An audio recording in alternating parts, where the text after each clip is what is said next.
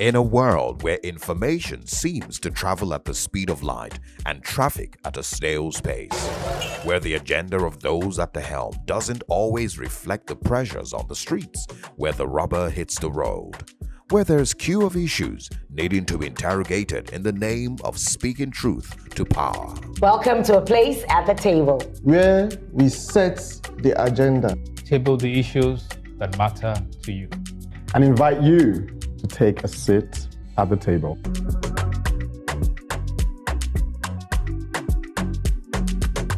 Hello everyone, welcome to A Place at the Table, where we act as gatekeepers and when necessary we sound the alarm. Today I'm saying if minors aren't safe in our country, then no one is safe. You're so right, DG. We look out for the interest of the vulnerable in our midst, just as we give honor to whom it is due. I'll be speaking on Afe Babalola and the Ekiti State Assembly. Speaking of gatekeepers, you could say I still have my foot on the neck of the Nigerian police. Have our watchmen turned criminals while we slept? Welcome to the table, Malik. Thank you, Aisha. Today I'll be speaking on the bias and misrepresentation of Africans in the AI space. Welcome, Malik. I know you. And I expect nothing less from you. As we define our identity, we must take ownership of that vital commodity, time. I'll be speaking on the currency of life and making every moment count. Yes, we keep watch, we take ownership, and we make the most of the time we've got. No time wasting. I'll be striking while the iron is hot.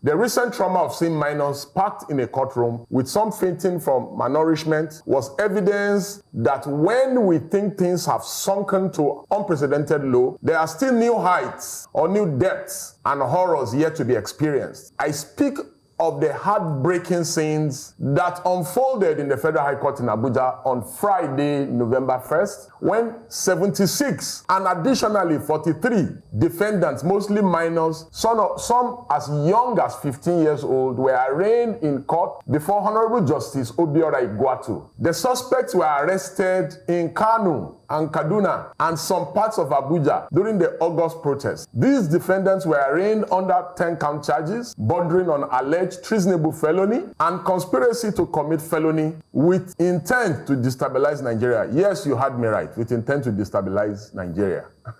Visibly weak and suffering from extreme neglect, hunger, the minors collapsed in open court due to hunger that they were subjected to, shocked by many, but some police agents have been unfeeling and even went as far as alleging that this fainting was staged. Words truly fail me. Perhaps the cries of the multitudes in Nigeria groaning under hardship and oppression is also staged, if you ask. Why were these minors arrested in the first place? Why were they kept in police custody for 93 days before they were arraigned?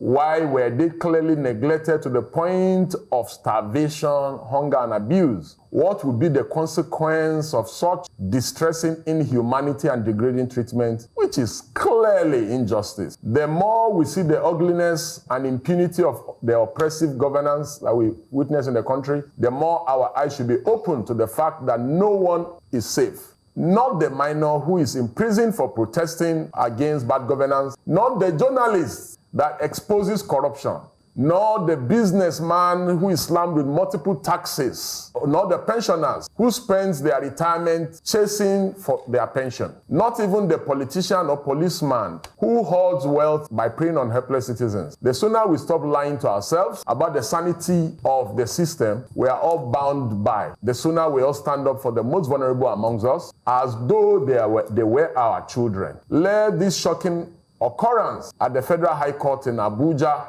be printed in our minds, because if minors aren't safe, then who is? Okay, Deji.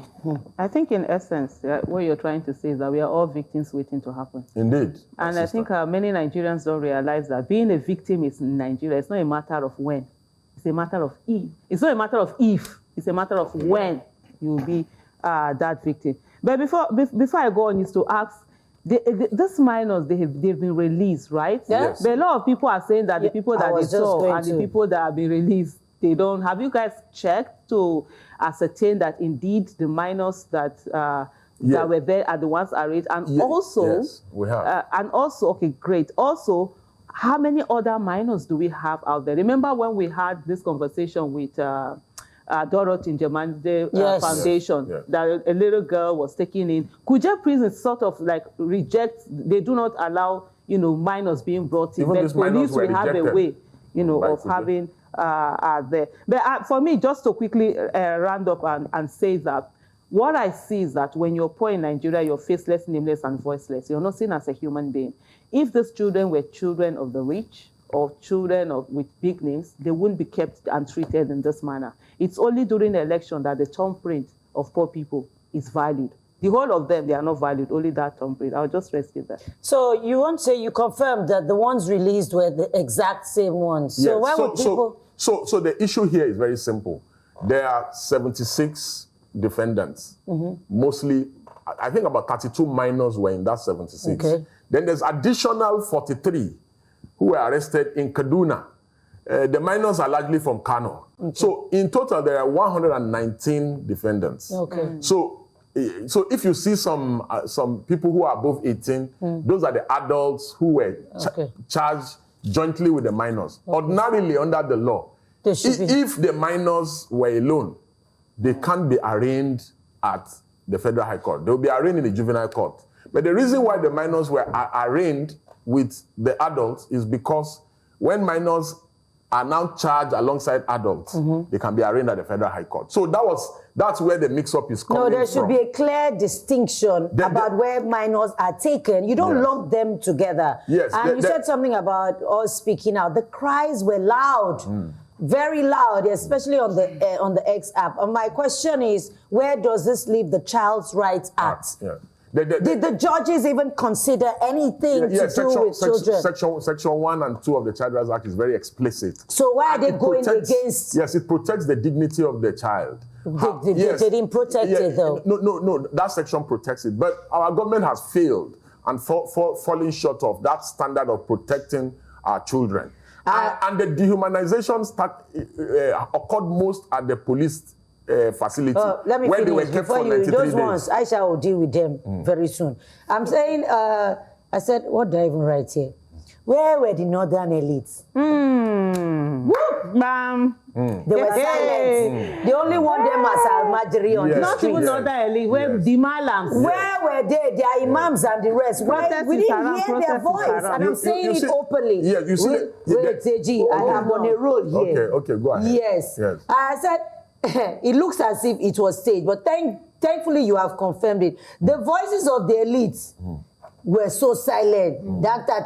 Dangote, and the people that whatever the money. Then why did the vice president do ceremony? Why are we always doing ceremony? And why did he take your president saying they should release them? So is he going against the court? Or the court is his neighbor that he can say do, don't do?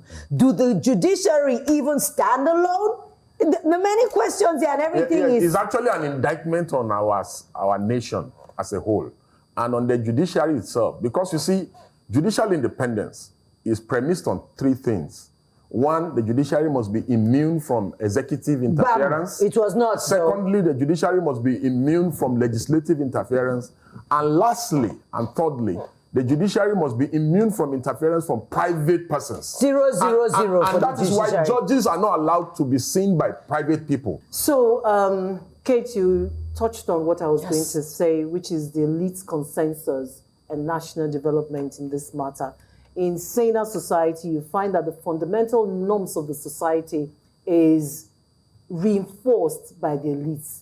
These are the intellectuals, the wealthy. Their voices are missing in Nigeria. Still missing. They are the ones, that's why they say it's the elite consensus. They are the, for want of another word to use for them, they are the gatekeepers in a way. Shaping of... They make sure that the dignity of every citizen is upheld, but their voices are missing. The most successful in the nation are parts of the elites. But when they look the other way, when things like this happen, then they give the ruling Everyone. class Yeah. and those in security and the judiciary in this context the opportunity to oppress the people. And in this wise, they're oppressing the minors. Yes. These people, these children are victims on two levels. They're victims of those who recruited them to join #End Bad Governance. They're also victims of the state that saw them in this vulnerable situation. And still. instead of rescuing them and ensuring their rights, Yes. they then kept them in jail, in detention. Deplorable conditions. And they were even going to jail them. Sure, Yes. They were appearing in courts. It is just so not right. It's heartbreaking. And then the presidency had to order the judiciary to release them. My own is, were they not seeing it since? Did it have to take the, I'm done with this subject. Malik, It is just, I don't want to get emotional. That's just it. it's tough to not. My question is just why were they charged together with the other people? I Why not asked even that. happen again? Is there a reason why? You know, I don't understand it because I was shocked as well when I saw it. Shocking. The End Bad Governance protest, it wasn't a protest of empathy. It was a protest for survival. People were feeling it. That was why you had that number of people, especially in the Still northern part of the feeling country, it. coming out.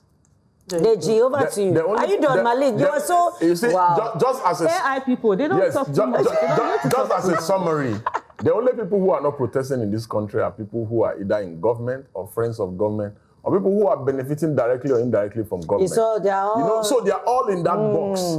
You know, there's no way and there's no how that protest can just be criminalized for protest. There's nothing wrong in people protesting. And the attempt to criminalize protest must be condemned. Yes. Now, we move on. It's called our Commonwealth because our prosperity and our preservation depends on it. Commonwealth, common values are what make for the development of great societies. Take this away, and what are we left with? Almost nothing.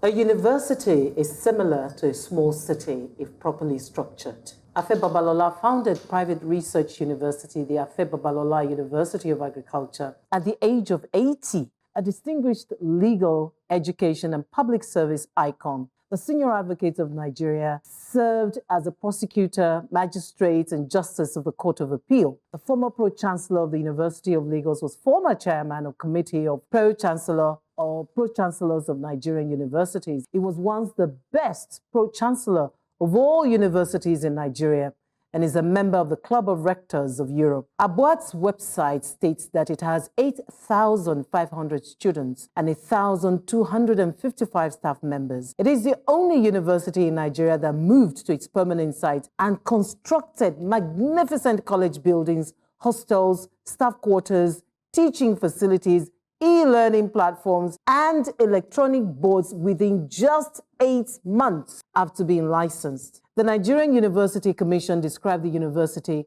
a miracle, a model, reference point, and a benchmark for other universities.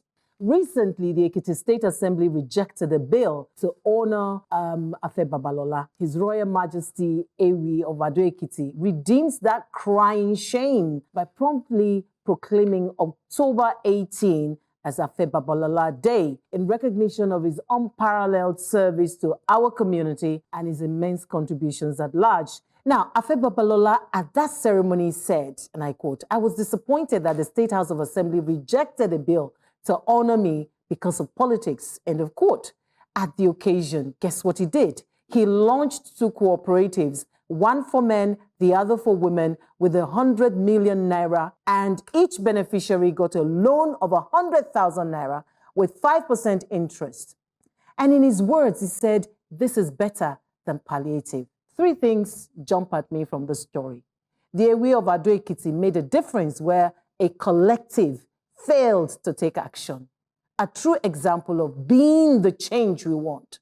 Secondly, The same Ekiti State of Assembly is now planning to travel to Canada to enhance lawmakers' skills in navigating policy complexities. Turenchi, the clerk of the House, has described critics of this move as people with poverty of mind. Like, really? Celebrate Niger, buy Niger, fly in the facilitators from Canada, or attend the legislative school in Abuja, period. Well, like Aisha said, how would they make the money if they don't go to Canada? They're saying that it's from their pockets that they're going for the... First and foremost, there's that music, na Canada. Canada. Deji, come on, don't remove my mind from what I was saying. Afe Babalola, kudos to you. 80. See, God will not forget you. You are doing it for God and for yourself. Forget these hungry people. You have shown them up in their complacency, showed their evil hearts because they have nothing good to give their people. Then they say it's a miracle. Here we go with the religious connotation that somebody did is not a miracle. When people refuse to do it, you attribute someone's hard work to God. Yeah. If he had prayed, then the school magically dropped from the sky. That's a miracle. But this man worked, but because he's not aligned with them in politics, they refuse to give him recognition. They should get out. I'm sorry for that language, but they should Barola. That's it. He has done well. God bless him. Like I had said humorously. He's almost 100 years old now. Yes. God will bless him. Like I have said humorously about the Canada song. Canada. So Canada. So the issue is very simple, that we joke too much, we play too much in this country. You see, in our law firm, one of the best and brightest lawyers we have they are from Abuja, Babalola University. And I can attest to the fact that the quality of education, and the quality of their product is second to none. In terms of, legal draftings, and other sundry issues. Even the idea of, because, you cannot practice law without native intelligence. A lot of things is going on in Abuja that we must commend. So I'm not surprised by Babalola and the exploits thereof, and we must encourage, it's better to develop Nigeria, set up institutions like Abuja than to go and buy a house in Burj Khalifa in Dubai, that majority of these politicians do. Look at, why don't we have a magnificent hospital? So they want to fly abroad now. They go for medicals instead of going abroad to go and pay for capital flights. My confoundment. Yes, that's the word. You need to go to Abuja. What is it that the lawmakers found untowards about Babalola? They're not eating money from him. That day, Afe Babalola day. Yeah. Was it not worth it? Yes, Afe Babalola is one of the most illustrious sons of Ekiti. And it is just naturally a given that anyone will acknowledge, because almost everybody outside Ekiti acknowledges this fact. So I don't know why anybody within now Ekiti, who know you, now they kill you. Yeah, That's I don't know why anybody within Ekiti. You are with him there, and he's doing good, and you refuse. The university, yet you deny. I have been there twice. These are the Judases in his midst. And I can attest to the fact that almost all the faculties in Babalola, they are top notch. They can compete favorably with any university in the world. I think it's still the perception problem we have in Nigeria. Perception of this jackpot syndrome. Things abroad are better than things here. If we nurture things here, nobody needs to go abroad for it. But here's a man who has nurtured. The man has nurtured. Exactly, that's what I'm saying. And they refuse to give him recognition. So the ones that are refused and still have that mentality of let's go outside to get something better than let's do it here. Maka, what are they going to Canada to do? Exactly. Flanger. People cannot pass a bill to recognize an illustrious son. Now want to go and let people teach them how to legislate. I don't understand. They are going for shopping. What is it? The clerk of the house? The clerk of the house. It's people that have poverty of the mind.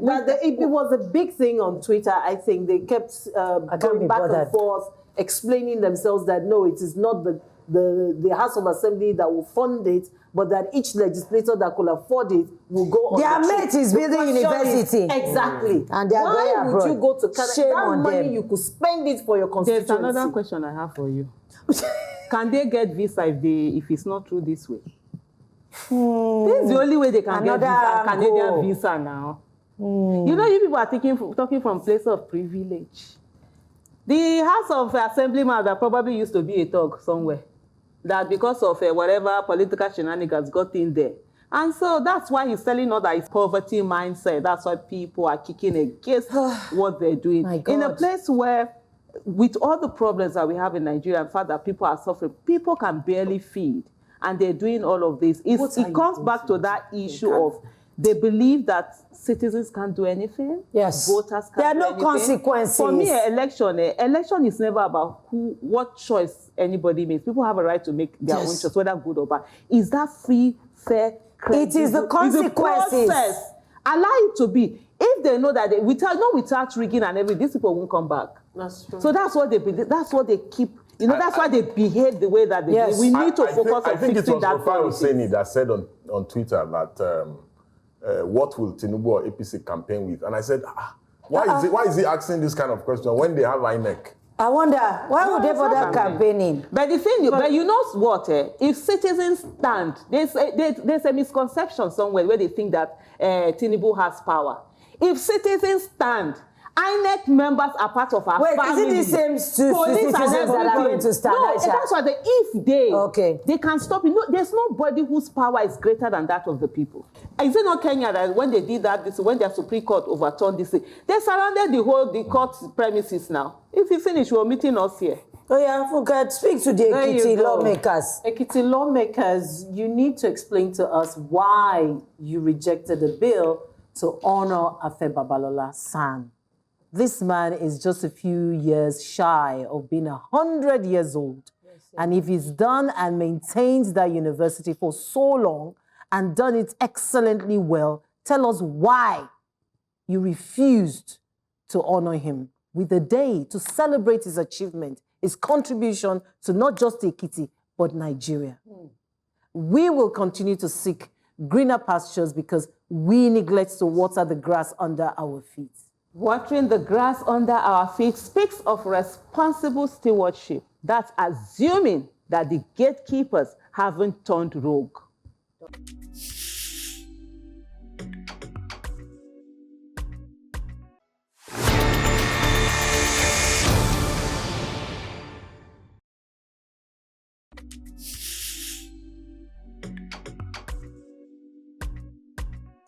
Is the Nigerian Police Force a law enforcement agency or a criminal enterprise? I've asked this question with all sense of responsibility. The Nigerian Police Force has been in the news lately for all the wrong reasons. It is either they are inviting a musician to perform for them and then killing the musician as reported in Enugu, or they are abducting and starving children who simply came out to protest about their hunger. There are many more of such police activities in the news, but my advocacy today is not to focus on these issues, but rather on two very strange incidences that happened recently and the actions taken by the police that shows an organization more inclined to perpetuating crime and hiding it rather than preventing and prosecuting crime. Two very disturbing incidents happened this week that made me ask the earlier question, and I really want to have answers. The first incident is the report that the Nigerian Police Force has dismissed the female officer that exposed an alleged rapist sergeant in Edo State and also demoted her husband.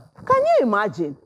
The police sergeant who raped the teenager that was seen in the viral video to be unconscious is facing disciplinary action, while the policewoman who refused to be silent on the issue has been dismissed and her husband demoted. Please make it make sense to me. The second incident is also a case involving a policewoman who exposed the case of a baby boy who mysteriously disappeared from an orphanage. And the news is that the Nigerian police is plotting to dismiss the female inspector named Charity Agu. In December 2022, Inspector Agu had rescued the child from his mentally challenged mother and handed him over to a motherless baby home in Abakaliki, Ebonyi State.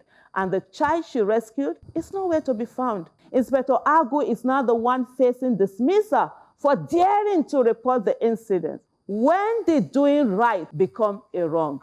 Let me ask again. Is the Nigerian Police Force a law enforcement agency or a criminal enterprise. They are tending more to being a criminal enterprise. The third incident, I don't know if you missed it, Harrison Gwamnushu, I don't know if you saw it. Yes. They robbed the policemen in Bayelsa, I think. Yes. Coppers, 10 million naira. Harrison, this lone guy that does so much, kudos to you.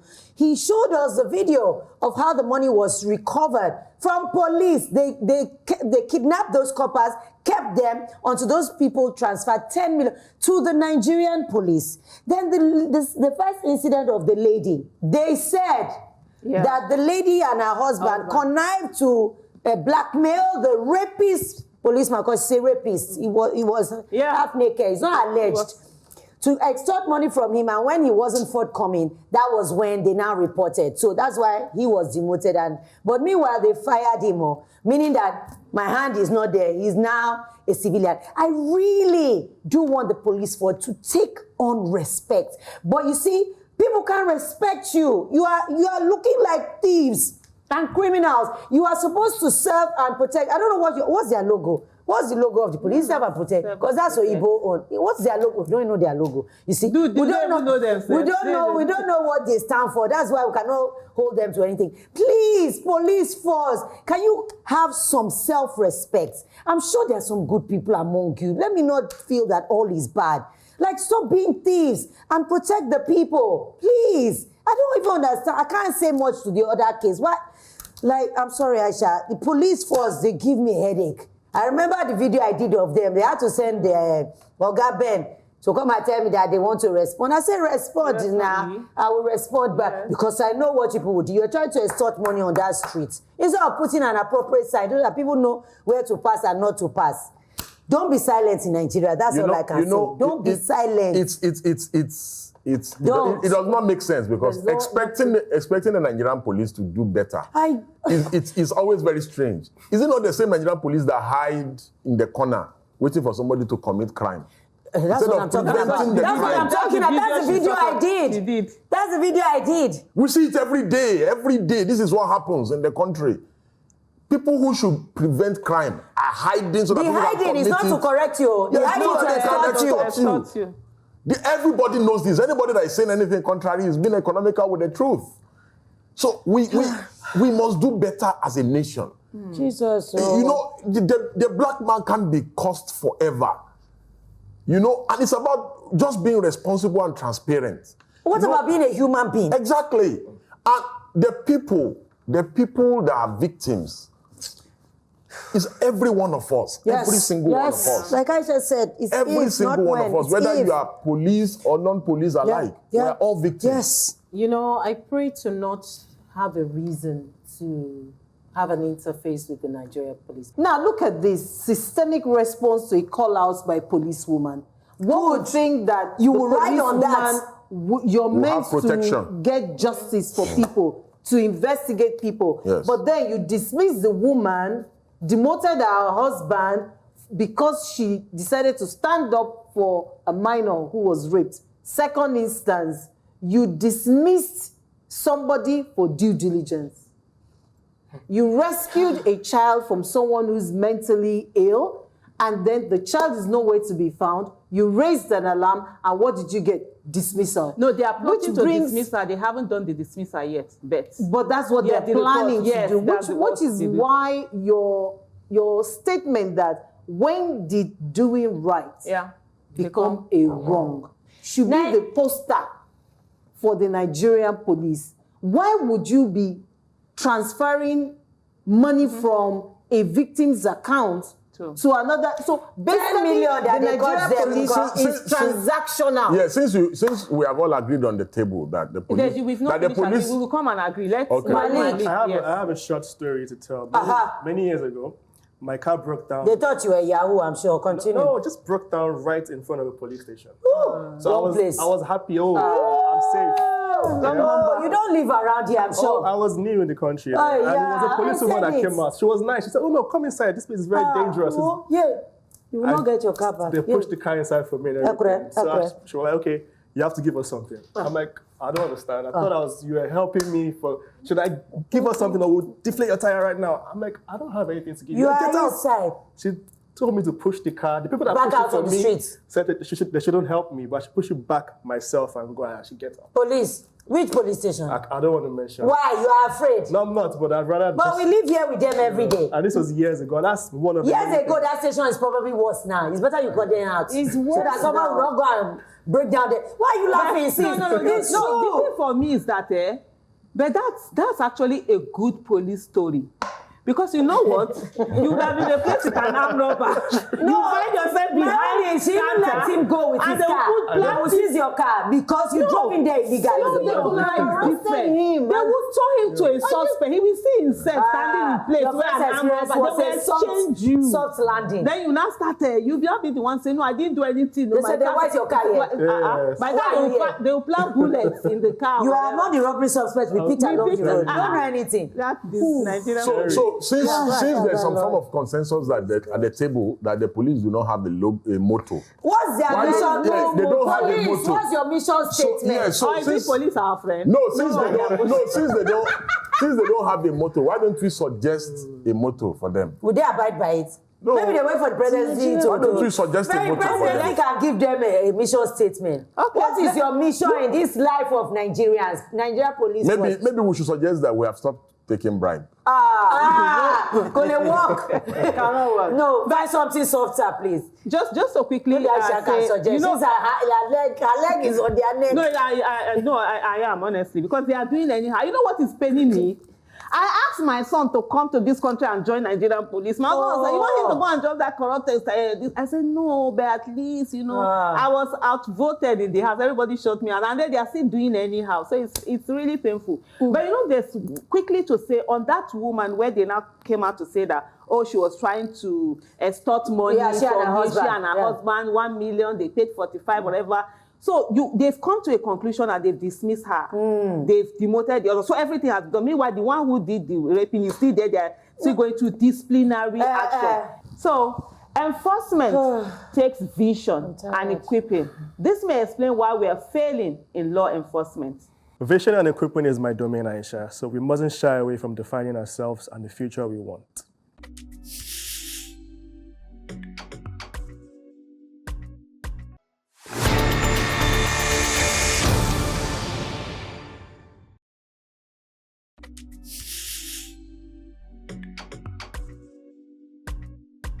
In today's digital world, the images we see shape our reality. Yet for Black people and Africans, the reality is often distorted, incomplete, or simply missing. When you ask AI systems to show you the images of a person, a doctor, or family, what appears reflects deeply in the embedded biases. Biases that come from data sets predominantly created without African inputs or perspectives. This isn't just about incorrect images. When AI systems are trained on data sets that underrepresent or misrepresent African people, it creates a dangerous cycle. These systems power everything from healthcare diagnostics to financial decisions to facial recognition. Without diverse data sets and African developers at the table, we risk building a digital future that perpetuates and amplifies existing biases. As an African creator working in this space, I've seen firsthand how AI can either bridge or widen the digital divide. When facial recognition systems struggle with darker skin tones, when medical AI is less accurate for African patients, or when generative AI misrepresents our culture. These aren't just technical glitches, they are a result of who gets to build these systems. We need African developers, researchers, data scientists involved in every step of the AI development. We need diverse data sets, accurately that represent our cultures, our people, our experiences. And we need to ensure that the AI systems shape our future, African voices and perspectives that are not just included, but central to its development. The stakes are too high for us to be passive observers. This is about more than just representation. It's about ensuring that the technology shaping our world for work for everyone is not just a select few. Malik, remember my conversation with you when we worked on our set before, when you said AI, I'm like, yeah, you want to see, and I wrote here, fear. What we don't know, we fear. We are so rooted in our traditions that we are afraid of moving on or moving to advancement. The world all over has moved. And I also wrote here that the presence of AI applications on our phones and on our apps, people just scroll past because they're, we don't know, are they going to copy and paste me? But in all of this, representation is key. Yes. Because we need to tell our stories. We need to leave our imprints. if not, they'll carry on without you, and there will be not enough black colored representation of how our nuances are, our behaviors, our dressing, like you just said, our tradition and all of that. It needs to be imputed. Like they say, what you need is on the other side of fear. I think that quote. So I think when you educate us more, and we have a lot more people speaking about the use of these applications, not just about images, but about advancement of medical technology and how we can even better showcase our culture, our behaviors as a people, it will make sense that we need to be involved and we need to know more about AI, because that's where the world is right now. Exactly. That's what I have to say. Yeah, Kate, you took it right out of my mouth because it's about representation. You said something about generative AI misrepresents our culture. That's a quotable quote. And you said it's a matter of who gets to build the systems. Yes. Exactly. So as Bright would always say here. Yeah, Bright would love you. That, you know, the things that are projected here, the algorithm is such that is and all manner of things that you get to see, you know, on social media in Nigeria. And Equatorial Guinea. Oh, Deji. You know, we need to encourage our younger ones. And this is not falling into the temptation of the people, the Kamala Harris people in the US. I'm sorry I'm bringing that into Go ahead. We need to get to the grassroots. We need to get our young ones to understand the value in being able to build this data sets you're talking about. Or be a part of the process. Even. Yes, we need to help our younger ones who are not as privileged as the one who go to coding schools to understand that this is a critical skill to be able to build this system in the new world that we're in. Exactly. And if you think about it, let me be clear, all the fears that we have are valid. Okay. Everything will happen. In terms of taking over, in terms of it doing things, it will happen. Oh, Jesus. The question is, where do we stand when it happens? Are we ready? Because AI systems get smarter every day. Yeah. You know, in the past, we needed like 300 pictures to create a deepfake of a human being. We need one today. Excuse me? Wow. From 300 to one, just like that? Yes. We needed like 2 hours to clone a person's voice and a minimum of 30 minutes. So you can clone my voice? I need 10 seconds today. Hey, tell me. And this is what anybody can do. Literally, it's open source. I could show you in 5 minutes, you could do it in 5 minutes. That's the problem. And if you don't understand how fast it learns, we'll keep being on the back burner. So today, if I try to create an AI image of a boy in Lagos, no matter how much I try, I will get a dirty boy in Lagos. Oh, no. Always. You get a dirty boy. A dirty boy. If I put beautiful Lagos, I will always get a dirty boy in Lagos. Because that's the stereotypical That's the images that are out there. That is the prevalence of the energy I'm coming from the angle that can you really blame AI? Are we not... Can't we see it all around? No. That's the danger of a single story. Yes, thank you. It's not the issue of the single story. The time and the resources that we should spend into developing our educational institutions, providing quality basic education is what we spent 93 days prosecuting children. Oh, you think such a thing will happen and AI will not take cognizance of it? You think because look at what happens every day here. Those are the footprints these are the everyday footprints that we leave on the internet. The world now reports that children are being arraigned in Nigeria and arrested and kept without going to school for 3 months. Societal economic advancement of a nation is not only the responsibility of leaders, responsibility of parents, responsibility of teachers in schools, responsibility of educators, because even the idea of building apps, you build apps, just like you have rightly said, not for alone. You build apps for educational purposes, for coding, for all kinds of development. So the first thing I'm going to say is that you cannot reap where you did not sow. Sure, I said it before. Funke wanted to reap where she didn't sow before. But let's continue. That's the not call you that. You cannot sit. We cannot sit down, just like what Daisy said. We cannot sit down here without doing what we need to do, and then we are looking for representation. I mean, life is not a pizza man. It doesn't do delivery. Nobody is going to come anywhere and come and give you. You understand? So when they say there's no free lunch in the world, indeed there's no free lunch in the world. So if we want that representation, we want our people in a free. We have to focus on our educational system. The people that are supposed to be the top, AI experts are currently holding plates, walking around the streets looking for food. The people that are supposed to be there are under the bridge. You understand? So if we don't sit down and focus and grow, we won't get to that place. Coming on what you said, there's something like my daughter, I think it was last week or 2 weeks ago, we were having a conversation, and she was like, for any time she does anything with one of these machines, that she's always very polite to them, saying thank you, so that they will remember her when they come to take over. That she was one of the polite humans. But the point I'm making is we have to democratize the AI knowledge that we have now. Democratize means that it's not elitist, that you make it to percolate, that you bring in people from underserved neighborhoods. You can intentionally... Don't you need electricity and internet for that? No, don't you need internet? We're waiting for people to put in. Okay, so wait. Our constitution says there should be free education.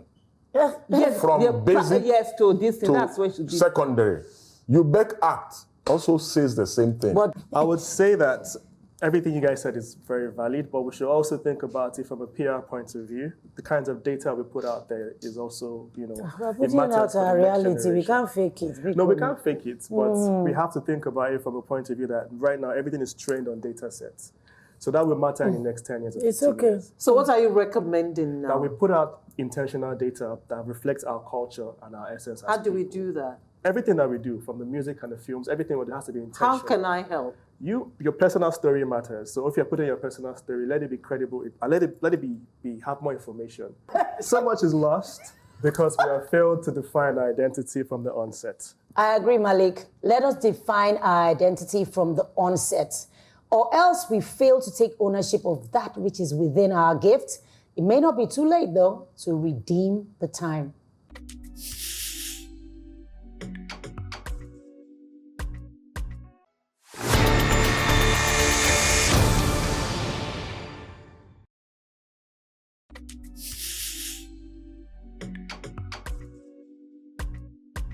This advocacy of mine, I'm going to dedicate it to Dimeji Ajibola, a Nollywood film director whom we lost recently. Time is the most valuable currency we possess, yet we spend it without knowing our balance. Like money, time is irreversible. Once spent, it's gone forever. Effective time management is crucial to living a fulfilling life.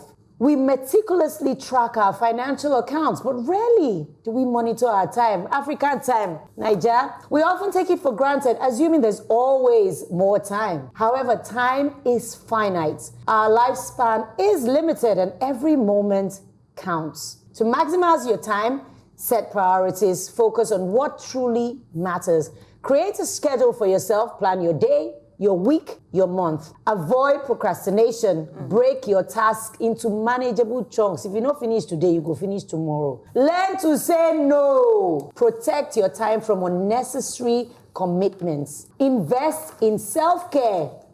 Nigerians, recharge physically, mentally, and emotionally. Allocate time for activities that bring you joy. Me, I do. I don't say anybody. Regularly evaluate your time usage. Avoid habits that waste your time. 1, mindless scrolling on social media. Scrolling. Excessive TV watching. Unproductive meetings, like traveling to Canada to do, instead you can do Zoom. Multitasking, ineffective in most cases for men. Women can multitask. Sorry, I had to put that in. Overcommitting, redeeming your time. Redeem it by learning a new skill, volunteering. Connect with loved ones. I've seen cases where people are out and everybody's on their phone. You don't even talk anymore.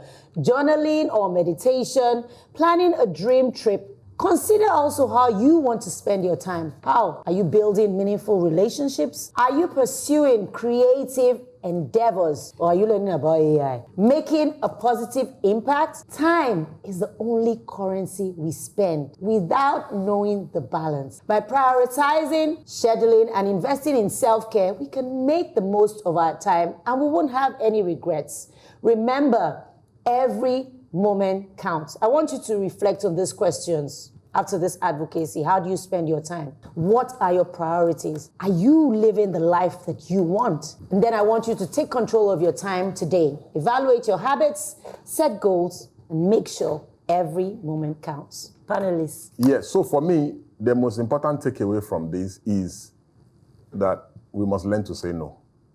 Because sincerely, Nigerians are messiah hunters.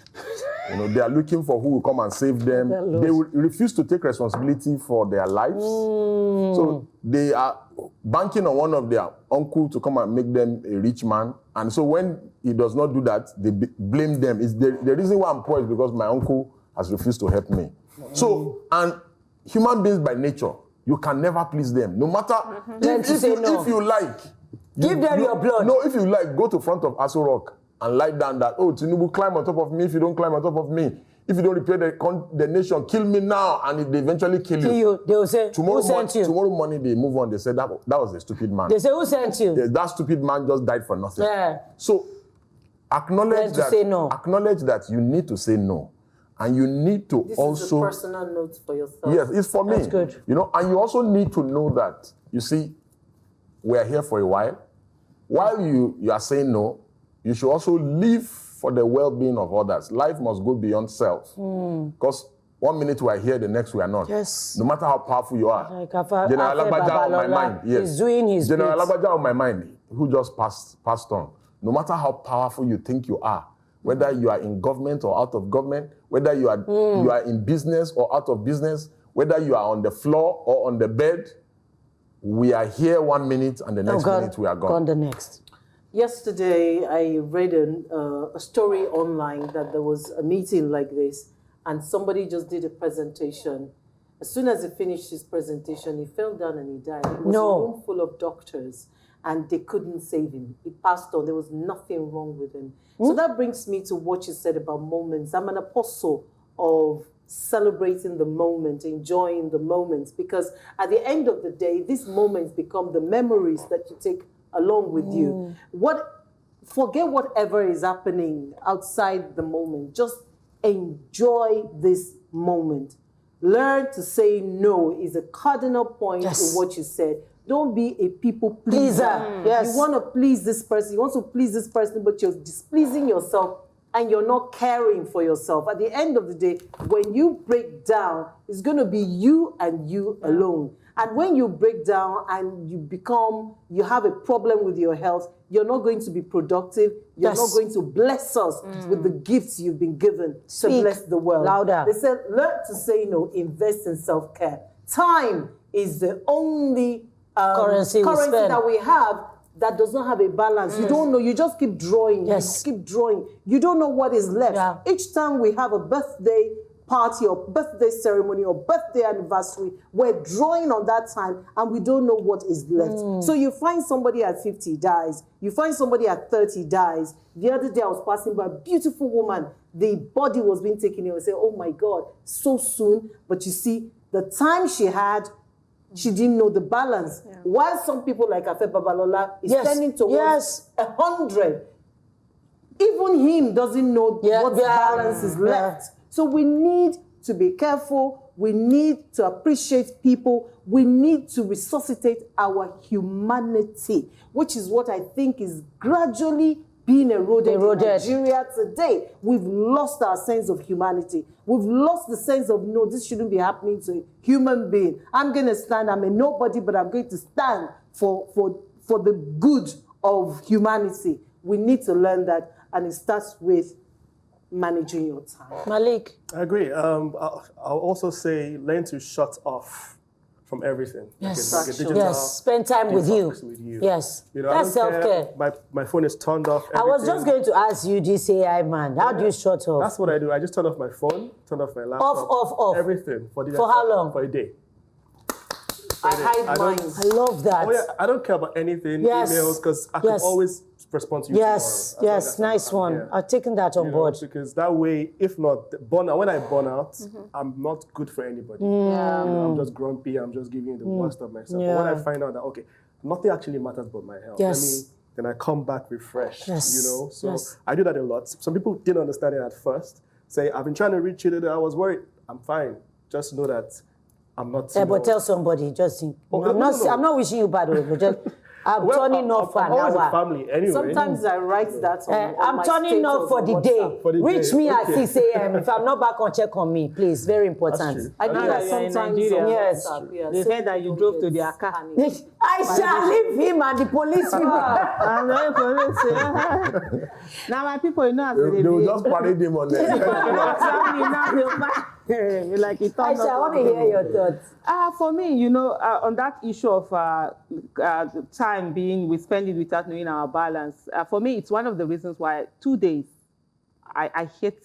I don't know whether I should say I hate them, but they usually get me depressed. My birthday and New Year, because for me it's like, okay, what's left? I'm always at the mindset of, I'm celebrating this. What if this is the last one, kind of a thing? So I would rather be celebrating the one that I've just ended rather than this one. Then the year I'm like, okay, I've finished vibing on this new year, and it's the year that I will not come out. Or even right from as a child, I've always had that. But my main motive is I live every day as if it's my last. Thank you. Like someone said to me, they were like, if they tell you today that you're going to die tomorrow, what are you going to do? I say nothing.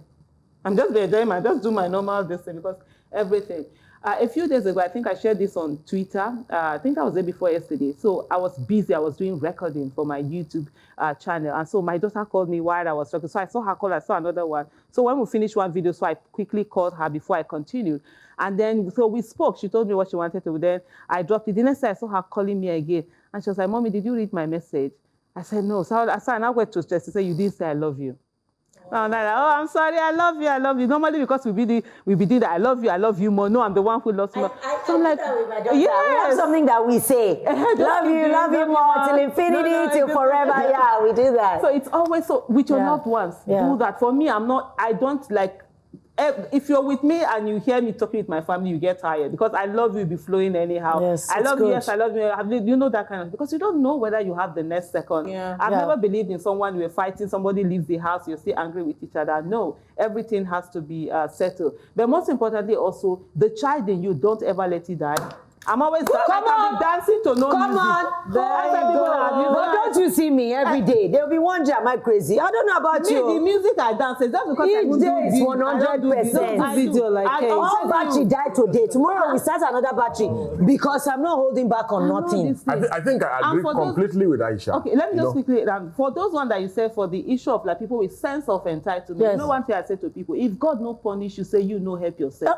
God no go punish you, say I no help. Hey, So drop your sense of entitlement in one place. and What don't- is it? What? If God, repeat it. So wait. If God no punish you, no punish you, say you no help yourself. yourself. God no go punish me, say me no help you. Correct. So drop your sense of entitlement somewhere, because they come with it. Indeed. Especially where they believe. And you know, the other day I was telling you, with all of this, you know Nigerians the way they are. They know they'll come to you as pro bono. They will abuse it. You even tell the person to have a voice. They will say they don't want to appear. For their own case. Yes, for their They case. don't want to appear They before say, camera. I cannot. I say, Oh, sorry it's for me that. that they should stop. Indeed. It's me. You see, Aisha spot on.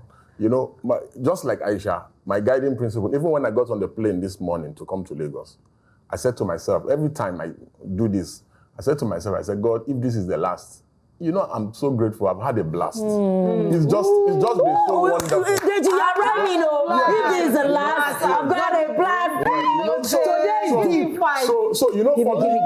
you know, Love it. for me, basically, I that have is to write my this down. mentality about If life. That this you know, enjoy the moment, the last. and if truly the time has come, because we are not the owners of our life, and if truly the time has come, smile into the death and just depart graciously. Deji and They will know Aisha. you came. Yeah. No. They will not know Yes, that you were yes, here. yes, I said, they will not say I Yes. come. See, I was here. That's what I want them to remember. Yes. I was here. If you've taken any nuggets today, please take Deji's nuggets. Yeah. Lord, if this is the last, I've had a blast. Then I just said, life is not a pizza man. Yes. Yeah. No free delivery.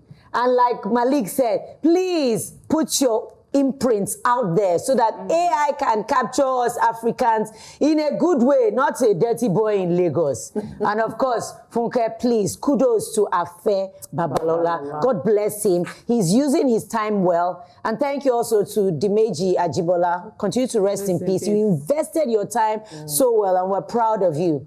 Till we put things in motion, the solutions we seek will always continue to be out of our reach. Join us again at this table right here, where we are determined to transition from potential to prosperity, from discussion to action. For now, it's goodbye from all of us. All of us.